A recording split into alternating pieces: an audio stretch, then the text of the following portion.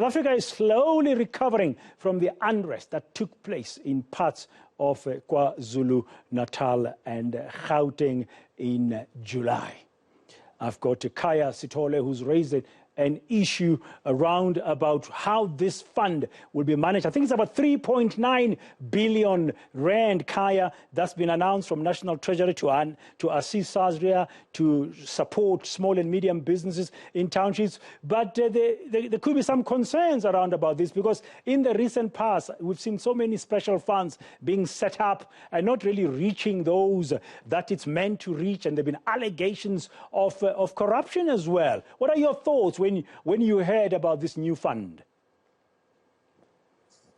Good afternoon to the viewers. So I think the history of the fund is an important one, in that obviously when the rioting and the looting happened, SASRIA was indeed the insurance company that had to step in, because it does uniquely cover those types of events. And at the start of it, I think very few people knew what the scale of the claim was going to be and how much was going to be required in order to honor those claims. So of course, SASRIA, on the back of what it thought the numbers were going to be, said that it was indeed fully capacitated. It will be able to honor the claims as they emerged.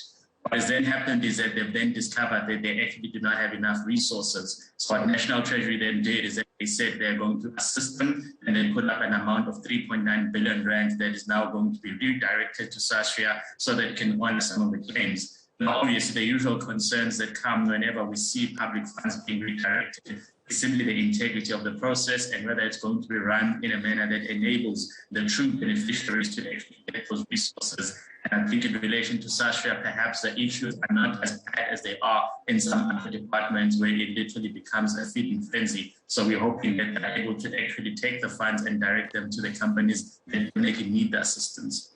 Yeah, I think I don't think everybody, from what you're saying, is questioning the assistance, of course, by National Treasury to SASRIA, but it's how it's going to be managed, because we don't have very good examples. I mean, 3.9 billion rand might sound like a lot, but when you've got so many small and medium businesses that have suffered in this, you want to make sure that it reaches the right people. What kind of checks and balances, Khaya, would you think would assist the disbursement of these funds to make sure that they reach the intended beneficiary, so to speak?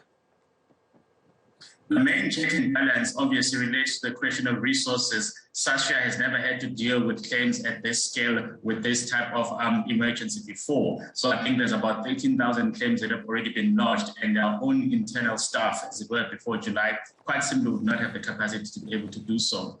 Now, the risk here is that if they don't have internal capacity, it will simply delay the claims process. And if they aren't able to get additional resources that are able to understand how the processes are supposed to run, that will become a frustration for everyone. So I think the big issue is that when they do get the additional capacity to assist them through this process, it should be people who themselves understand exactly what it is that is needed in order to be able to verify that the right businesses and the right individuals are getting that form of assistance. So it's going to require them to be able to leverage whatever systems they had before, which they have been using in order to deal with previous claims. But those systems must now stand the test of time when they're literally being asked to do something that they've never done before. And I think if you'll remember, even last year, we saw that with the UIF having been a system that had been working well for a very long time in relation to the people it had to deal with. When it had to take additional beneficiaries that had to be uploaded, it essentially collapsed. So we're hoping that SASRIA will be able to put its systems ready and get them ready to be in a place to onboard these new, essentially unknown clients who've never claimed before, so that we do not see a lot of the chancers actually getting into the process and claiming that they had viable businesses before and now they're entitled to compensation, because now that will simply mean that we were facing another instrument of wastage.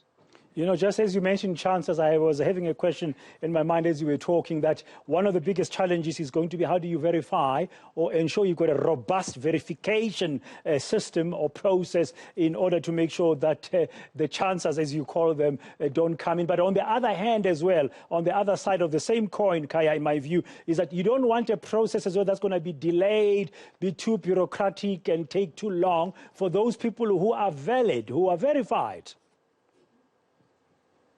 Yeah, it's going to be remarkably tricky. And I think at the crux of it, what we're going to have to deal with here is that there are going to be a lot of businesses that probably don't have the formal structures or the formal documentation that would ordinarily make that process easier. So it means that there is a duty not only on SASRIA, but also on these potential claimants to make the process as easy as possible for everyone. So if SASRIA publishes at least the expected documentation that enables your claim to be processed faster, then it is in your interest to actually make sure that you get that documentation in order.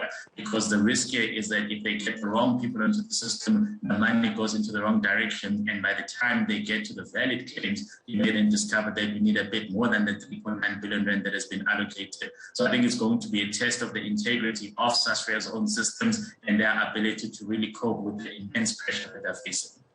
Thank you very much, Khaya Sithole, there, independent analyst. Some of his views about really why it's important that the extra SASRIA money that's being disbursed is going to be given to SASRIA by the National Treasury is distributed properly to the rightful people who were affected by the July riots.